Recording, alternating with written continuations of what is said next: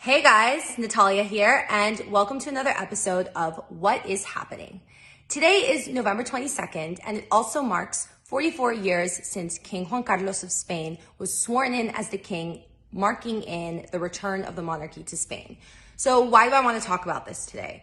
Not just because I'm Spanish, but actually because, believe it or not, it's really relevant to today. So bear with me. In a nutshell, the 1930s were a traumatic and brutal time in Spanish history. It was the Spanish Civil War. So the government fell apart, the king abdicated the throne, and Francisco Franco, a military general, emerged the victor and established a military dictatorship in Spain that would last nearly 4 decades. So during this time, the royal family are living in exile in Portugal. So Franco takes the son of the would-be king to Spain and tutors him to become his future successor. Franco's plan was that he would teach him everything he knows, and after his death, the monarchy would be reestablished and the young Prince Juan Carlos would continue Franco's legacy. What could go wrong? It was a perfect plan. Franco famously said on his deathbed that he had left everything atado y bien atado, meaning well tied, no loose ends. So 1975, Franco dies and Juan Carlos takes the throne as the King of Spain. But then, in one of the most stunning political plot twists of the 21st century, King Juan Carlos announces that he is a Democrat and that Spain will become a democracy.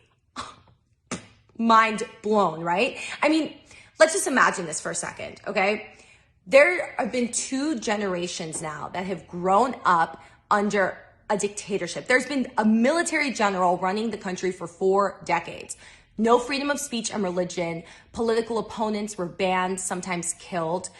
Censoring of art and music and expression. Divorce was even illegal, okay? And then this young king comes to power, and the Spanish people don't really know anything about him except that Franco was his teacher. So what are they supposed to expect? And then Franco's supporters within the government, well, as you can imagine, they were not very impressed with this change of plan. So the transition to democracy was a long, delicate, and arduous process. It was filled with brilliant political maneuvers, dirty corruption, and even top secret meetings between communist spies and royal agents. I mean, it's straight out of the pages of a historical drama. And this is actually one of my favorite parts of this story. Because imagine this, you're head of state and you're trying to build a democracy. By definition, that means that you cannot ban any political parties from participating.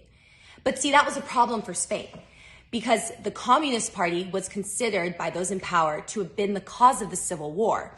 And after they lost, the party was banned. So how are you going to convince the conservative factions of the government and a huge part of the Spanish population that it's okay to let them back in? But at the same time, how can you call yourself a democracy if you don't? So over a few months, a few of the king's most trusted aides, including Adolfo Suarez, who would become Spain's first democratically elected prime minister and was one of the big guides with the king in this transition to democracy, he held secret meetings with Santiago Carrillo, who was the head of the Communist Party living in exile in France.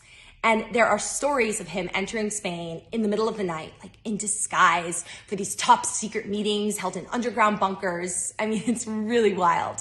And there's so many moving parts here. Secret deals, the men had to put an enormous amount of trust in their former arch enemies. And eventually they were successful. The legalization of the Communist Party is considered to be one of the most significant events in establishing Spanish democracy. The idea here was to bring them in and allow the people to decide for themselves. Now, a less discussed aspect of this story is the actual logistical process of building democratic institutions. You can't just snap your fingers and go from dictatorship to democracy overnight. Now, in most cases, this occurs through bloody revolutions that tear everything down to rebuild from the bottom up. But in the case of Spain, the transition was peaceful. That is in large part due to the king's legal counsel and trusted advisor, Torcuato Fernández Mirando. He approached it de la ley a la ley, meaning he literally took apart the legal fabric of dictatorship and replaced it with a democratic one, law by law, one by one. It's a brilliant play that has been studied as a model for democratic transitions ever since. So my biggest takeaway from all of this is that it is really hard to build a democratic, free society, but it's really, really easy to tear it all down. So we can't take our freedoms for granted, and we should recognize when they're being taken away from us. And not just when it impacts us personally, but any of our neighbors anywhere in the world. Thanks for watching. I hope you enjoyed this episode, and see you soon. Let me know what you want me to talk about next. Leave your comments. Let's chat. Look forward to hearing from you.